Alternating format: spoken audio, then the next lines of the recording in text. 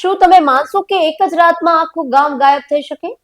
કોઈ યુદ્ધ નહીં, કોઈ રોગચાળો નહીં, બસ રાત પડી અને સવારે 84 ગામના હજારો લોકો ક્યાં ગયા એ કોઈ નથી જાણતું. આ છે રાજસ્થાનનું ફૂલધરા ગામ, ભારતનું સૌથી રહસ્યમય અને શાપિત ગામ. વાત છે 19મી સદીની.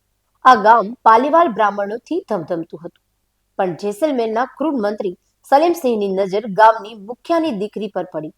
તેને મેળવવા સલીમસિંહે આખા ગામ પર ભારે ટેક્સ ઝીકી દીધો અને ધમકી આપી. પોતાની દીકરી અને આબરૂ બચાવવા માટે ગામના લોકોએ ઝૂકવાને બદલે રાતોરાત ગામ છોડવાનો નિર્ણય લીધો. પણ જતી વખતે તેઓએ એક શાપ એવો આપ્યો કે જે આજે 200 વર્ષ પછી પણ જીવતો છે. તેમનો શાપ હતો, આ ગામમાં હવે કોઈ ક્યારે વસી શકશે નહીં. અને ખરેખર ત્યારથી જ આજ સુધી જેણે પણ અહીં વસવાનો પ્રયત્ન કર્યો તેની સાથે અઘટિત ઘટનાઓ બની છે.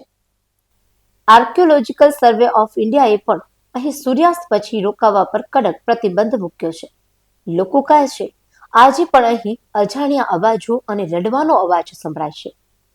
શું છે આ માત્ર અંધશ્રદ્ધા કે પછી પેલો શ્રાપ? વૈજ્ઞાનિકો પાસે પણ આ સવાલનો જવાબ નથી કે હજારો લોકો એક સાથે ક્યાં ગયા. તમે શું માનો છો? શું આત્મા આજે પણ ત્યાં ભટકે છે?